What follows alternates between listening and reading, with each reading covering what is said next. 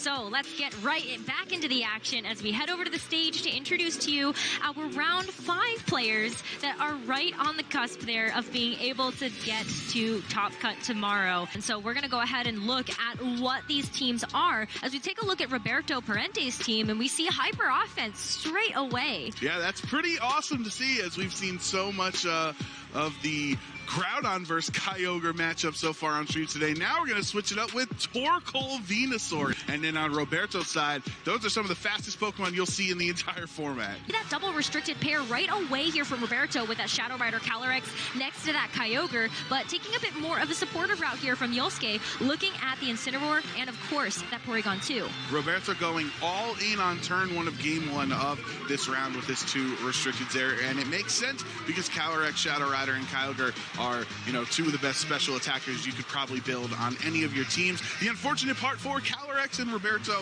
is you're facing against a Porygon, who's a normal type, who's immune to the Astral Barrage, and an Incineroar, who is a dark type that resists and also can hit you back for 4 times super effective damage with any dark move that Incineroar is deciding here. So I don't know if this is the safest moment for Roberto to have his Calyrex Shadow Rider on the field. So that could give Yosuke a lot of areas to just pressure down the Kyogre and lower its HP to hinder the Water Spout damage. Wow, look at that. It's going to be a Psyshock just to be able to get the target damage down onto the Porygon 2, and it's enough to be able to secure the knockout right away with the Water Spout. But also you can see that the Focus Sash there on the Incineroar will keep it around, but a great way to shut down the Porygon 2 so early.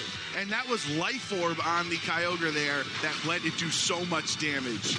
Yeah, but are you happy with this trade? Taking the Darkest Lariat and knocking out the Shadow Rider Calyrex, it's going to be 1 Pokemon down a piece here for both Roberto and Yosuke, where they have to look at what is going to come out next. That's tough to call that an equivalent exchange, as you traded your restricted Pokemon in Calyrex Shadow Rider for the Porygon 2. You did, however, bring the Incineroar down to its Focus Sash, so you kind of got 1 KO and then 99% of it, but that 1 pesky HP could be important later on for Yosuke, because you can always pivot Incineroar out to save it for Intimidates later on or a Fake Out Pressure later. Roberto switching Landorus into the slot. Haven't seen too much Landorus in the months coming up in Series 12 here, so I wonder, at the Therian form, this Incineroar or the Intimidate is not mattering too much into either of these Pokemon. So Landorus, typically, if we do see it, it is a strong Dynamax option on teams, but Roberto deciding not yet.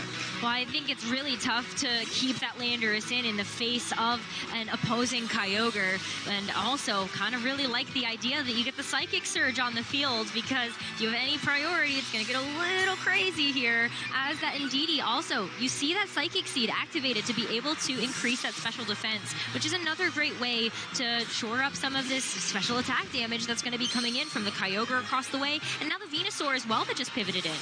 Yeah, and then because of that special defense boost like you're talking about, if you're ever getting hit by single target special attacks, it's going to be even more, it's going to take longer to knock out that Indeedee female, so you can keep using Follow Me or whatever moves you want to go for with its great access to many supportive moves there. It might not matter too much against Origin Pulses and Water Spouts, but because Kyogre Dynamax, now it has to use single target attacks. It absolutely does. Kyogre is going to lose a little bit of its HP there, but you can also see that Yosuke will go for the Max Geyser. Indeedee, though, wow, ooh, despite that special defense boost, is still going to take a huge chunk of damage. That's what we call calculated in the business, because Roberto knew his Indeedee at the +1 special defense would be able to survive the Max Geyser in the rain there. So it's a very smart play from them, because obviously you don't want Landorus to eat a Max Geyser to the face like that. So you would rather the Indeedee, who really is just a supportive Pokemon. It's already at 12 HP. What would be really valuable for Roberto is to force Kyogre on Yosuke's side to waste its next turn of Dynamax because of Follow Me, making it so that it would be redirected towards that spot.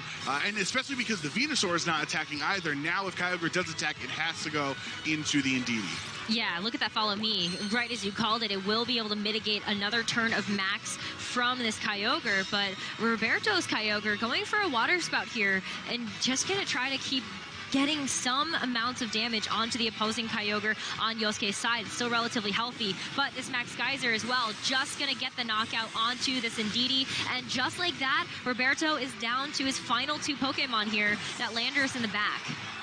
I'm just thinking here with Kyogre often struggles from the 4 move slot syndrome of trying to fit all of its move coverage. You want Water Spout, you want Origin Pulse, Ice Beam, Protect, Thunder, Hyper Beam sometimes if you're Assault vested. So to go for the Water Spout in front of a Venusaur and a Dynamax Kyogre there makes me think possibly Roberto does not have access to the Thunder in the rain that would be super effective towards that Kyogre. So it's going to take somebody else on Roberto's side, and seeing a Landorus who doesn't want to face Kyogre and then a no Thunder Kyogre for Roberto as well would be proving very difficult, as well as the Venusaur who's still around, and then in the back Yosuke has that 1 HP Incineroar to fake out as well. Like, I really think Yosuke's put himself in a strong spot because Roberto hasn't been able to get rid of that Kyogre yet. Yeah, I mean, that Kyogre is just finding a lot of value on both sides, really. I mean, you see the Max Geysers coming out from Yosuke. Yes, I think the Indeedee was able to provide a lot of defensive support, just being able to take away that targeting from its partner. But, you know, Yosuke still has some pivoting, and there you go. That Incineroar that was able to hang on from its Focus Sash, it gets to come in with that Intimidate to drop this Landorus's attack. That's going to be big, especially when you're looking at a Dynamax here on Roberto's side that hasn't been used that, and it could be that Landorus. Yeah, Landorus Max Airstream is, you know, arguably the best Dynamax attack in the game, and that is what we're going to see the Dynamax Landorus in this spot. If it went into the 1 HP Incineroar, obviously it's going to be a KO, but importantly, it would give those speed buffs as well, so if it does come down to some weird Kyogre mirror situations, it would be faster. We are not going to see that, though. Instead, there's more value in the Max Quake for the special defense boost. Yeah, that's a great point. I mean, even though this Kyogre on Yosuke's side is incredibly bulky, it has been able to withstand a bunch of attacks at this point, but you also see the Origin Pulse. It's a double connect here. Yeah, thankfully for Roberto, it's a double connect, because that could have been very risky. I know Kyogre doesn't have max HP, but you would have been able to do the 1 damage you needed from Water Spout, but it works out. Does work out, but whoa, Landorus right there, super effective Max Geyser, going to take it out immediately. And despite those Max Quake boosts coming through, it just wasn't enough to deal with the power that's coming out from Yosuke's Kyogre. Yeah, it's tough as the Landorus. You don't have any way super effectively to hit Yosuke's Kyogre there, and because of Venusaur switching out, if you wanted to max Airstream into that slot, you were just essentially sacrificing the Incineroar into that slot, so you still had Venusaur who can be pretty fast out here, and Venusaur definitely is okay facing down against the Kyogre there. So now it is down to Roberto and his Kyogre by himself, having to rely on an Origin Pulse if it even gets the chance if Venusaur doesn't knock it out first. Right. Well, it looks like it's just going to play it safe here. The Protect coming through first, maybe just trying to feel out a little bit about what is going to be happening from this Venusaur, but you can see the Frenzy Plant and the Origin Pulse both getting mitigated by the Protect here. And also the rain is going to stop.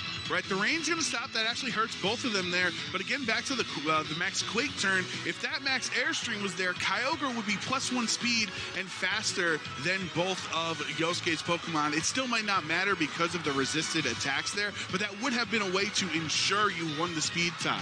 Well, even if it is a speed tie, we don't really know how these Kyogre are trained just yet. In a lot of these big turns previously, we have seen that Roberto's Kyogre has been able to get the attack off first, and so it's going to do the same thing. It does get the double connect with the Origin Pulse, and it is going to bring both targets so low, but now you really are relying on misses here. The Frenzy Plant connecting, though, and it will be enough to knock out Roberto's Kyogre, so Yosuke takes game number 1. Yep. Yosuke deciding to protect on the last turn of rain ensured he was able to win that game. So beautifully played, waiting to your outcomes. You don't want to risk anything, and it actually looked like, because the Kyogre was faster, if the rain was still up, that would have been a double KO and a big comeback for Roberto. But let's go ahead and get into this game number 2. Yosuke needs one more win to be able to get himself one step closer, and Roberto looking at a comeback here to be able to qualify for top top cut. We will see the Indeedee to start things off with the Psychic Surge as well, but next to that Shadow Rider Calyrex, it's kind of a big switch up here for Roberto. That's a huge switch up, especially because of the Psychic Terrain. If Roberto decides to click Psyshock again, obviously instead of the Astral Barrage that will not hit the Porygon, it's going to do even more damage from Psychic Terrain, so that could be the option. And it doesn't look like there's there is no Incineroar, right? That would be able to one-hit KO the Calyrex in response to its hit there. You can try to, you have to worry about Venusaur with sleep powders, and you have to worry about the age-old switch in my Sunsetter for Venusaur to get the chlorophyll boost, because that's obviously still still an option for Yosuke. Yeah, and I mean the Venusaur is pretty free to kind of go for those sleep powders if it wants to, even if Roberto does decide to go for something like a Follow Me. You've already seen the reveal of the Psychic Seed, so while we have seen something like Safety Goggles and Indeedee used in the past, pretty safe, but you can also just go for the Gigantamax here. Okay, so he did not switch, meaning that we got to see if Roberto called it here, because if you go into if you Psyshock the Venusaur, super effective, it does not have Sash because Incineroar is holding it. That would knock it out. Yeah, it potentially could. I mean, it's going to be a lot of damage, and Psyshock is one of those weird moves because despite it being a special attack, you actually use the target's defense here, and the Helping Hand on top of this. Let's see exactly what this Calyrex decides to go for. It's Expanding Force. That's a massive amount of damage, and that is certainly one that can be boosted by the Psychic Terrain. Yeah, Expanding Force doing more damage while Psychic Terrain is on the field. Then you got the Psychic Terrain boost. Then you got the Helping Hand boost from Indeedee Female there, and you got a Grimnay boost as well. So a great turn for Roberto there, but Porygon wants to switch it up. Yeah, I mean, that Trick Room, I don't know if you, I think you take that trade, though. Roberto has already neutralized a huge threat on Yosuke's side in that Dynamax, and so now if you can get through the turns of Trick Room, you might be able to, withstand enough to go for a Dynamax of your own. Absolutely, you take that trade if you got rid of the Venusaur. We've seen so many times in VGC how Venusaur and Charizard as G-Max attackers kind of act as pseudo restricted Pokemon with how strong they are, so he got rid of his Dynamax without even getting an attack off. And we probably should have suspected that Kyogre on Yosuke's side was trained a little slower, since it does have the Porygon 2 and Incineroar Torkoal on the team. You would likely think Trick Room would be much more of an option available to Yosuke's side. So now that you have Trick Room up for the next couple of turns, those slower Pokemon like the Porygon and this Kyogre are going to be moving first. And if you click Water Spout, the Follow Me cannot redirect that away. No, definitely can't redirect some spread moves, but we're just going to go ahead and see the Dynamax right away here from Roberto. Knowing that Venusaur is out of the way, you've got the Shadow Rider Calyrex on the field, and that might be enough sustain to be able to get you through these turns of Trick Room. Shadow Rider Calyrex is not the bulkiest of Pokemon, and you have seen that Yosuke's Kyogre might be just a little bit bulky, but the recover as well, you're letting this Porygon 2 get set up a bit. Yeah, and the double HP might actually be pretty important as well for the Calyrex to actually endure one of these hits from Kyogre. Water Spout doing less damage. Yeah, that is going to do a little bit less, and the Max Mindstorm to be able to follow that up.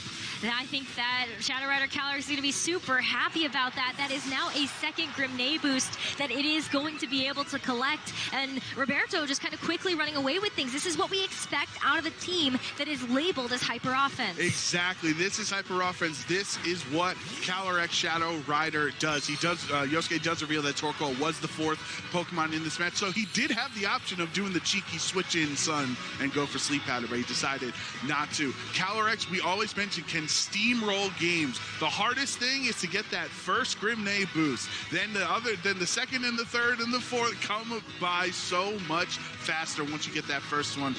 After you got the Grimnay, you don't need the Indeedee to click Follow or Helping Hand, because you're already essentially getting a boost to it there. So that let Indeedee, who is slower in Trick Room, get that additional damage off onto Yosuke's side of the field there. So I just think a very well played, last couple of turns for Roberto.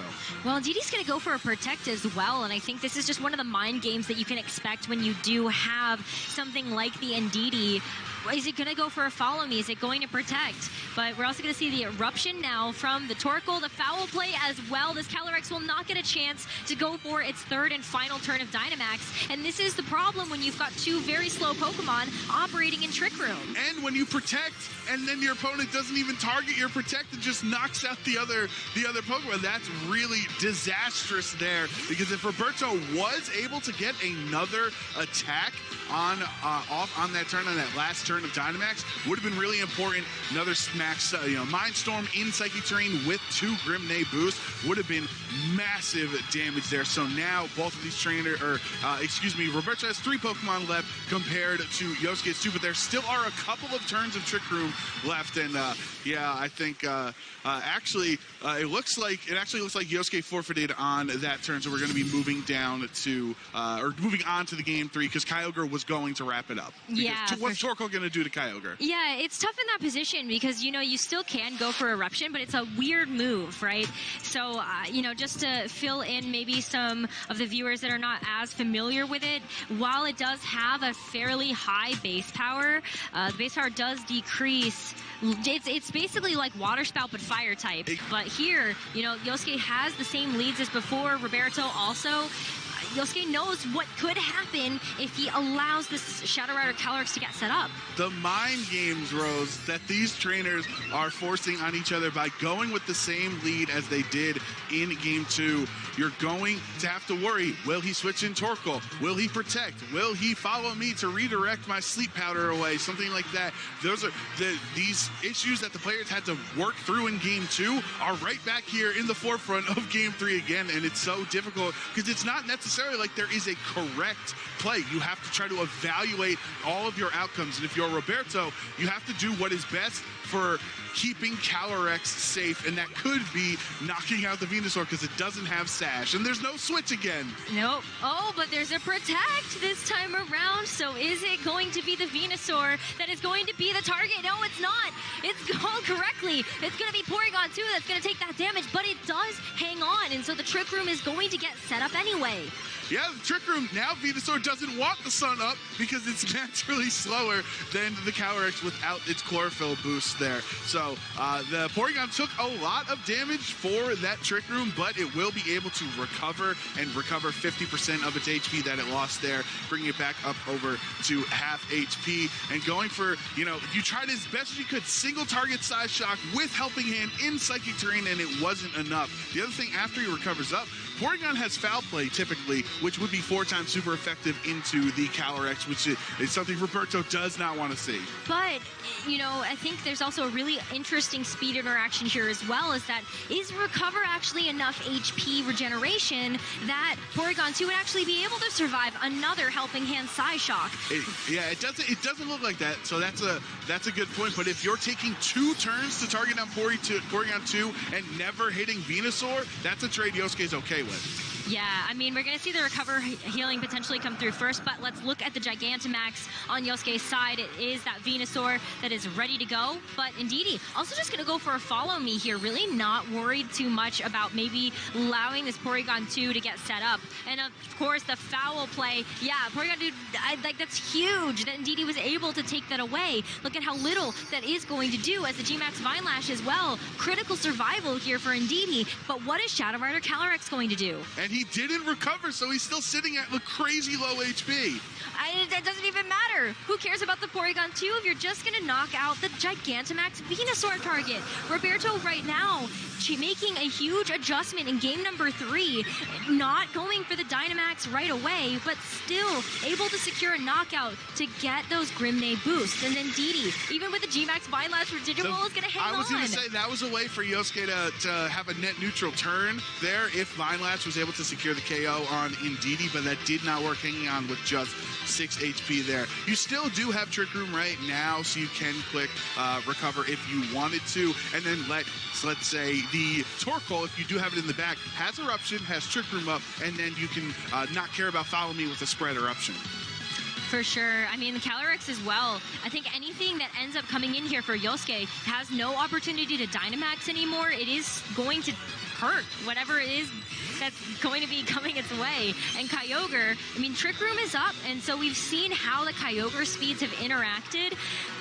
And because it has that spread type damage, Indeedee definitely can't go for a follow me this turn to help support the Calyrex. Yeah, and you're right. The follow me does not matter against a Kyogre, and because of being on a Trick Room team, being trained slower, the Kyogre will be able to attack in a higher priority here because of Trick Room, and the Calyrex is the slowest thing. This is not the position the Calyrex wants to be in. It's the slowest Pokemon on the field. It's not really used to that situation since it usually outspeeds everything under, I was going to say under the sun, but typically outside of the sun. Venusaur is faster thanks to Chlorophyll. Roberto still does have 4 Pokemon though at this point, so even if you do claim KO on the Indeedee and the Calyrex, you still have 2 Pokemon in the back to help. Yeah, but you definitely don't want to be in a situation where you're stuck with something and you don't have the ability to pivot later. But I think it's very important to preserve the Shadow Rider Calyrex so that you have something that is guaranteed faster for when the Trick Room ends. And knowing that the Foul Play would have been able to get the knockout onto that too, Kyogre just going to take that like a champ with the expanding force as well. Porygon 2 is not going to get a chance to recover, and it just goes down. Those were 2 prime recover turns potentially that Yosuke could have went for, but deciding the Foul Play into what was the Calyrex was more important for him. Now Yosuke is going to have to reveal his 4th Pokemon here, and if that was a reason that, oh, it's okay, my 4th Pokemon deals with the rest of Roberto's team much better than Porygon can, I'm okay with it getting knocked out, that would be, an understandable decision, but it's the Torkoal who's neutering his own Kyogre's damage output because of the sun.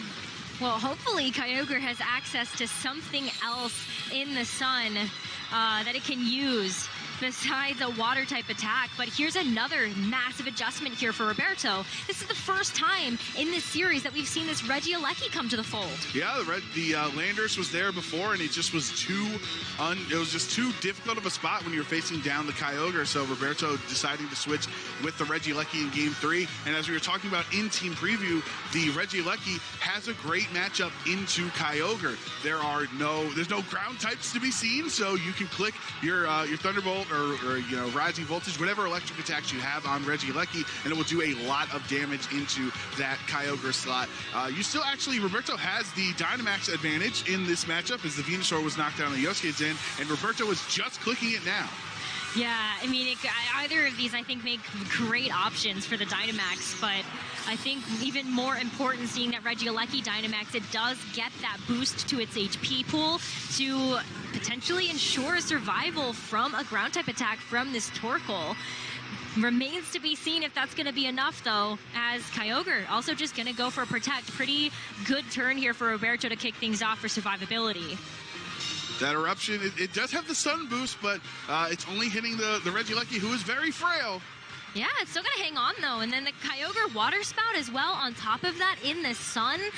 That's not going to be too much damage. And even still, Regieleki hangs on so beautifully. Is able then to fire off a Max Lightning, knocking out the Kyogre. It changes the terrain as well. Sometimes we do see Yawn on Torkoal, but it will not be enough with Torkoal against 3 Pokemon on Roberto's side. Yeah, the Regieleki must be so proud right now. Usually, like a light breeze would knock over Regieleki, but it actually takes the Water Spout because of the sun being up there. So it feels like, oh, look how bulky I am. I'm able to endure that hit. And the 3-1 advantage, like you're saying here, this is a great job by Roberto. In 3 games, had 3 different strategies, and to pull it away with Regieleki in the end, saving it for Game 3, not bringing it earlier, was a great adjustment. Yeah, and the fact that there's one more turn of the Trick Room as well, I think you could see Kyogre go for something like a Protect just to guarantee that it's going to be able to stick around. I don't know if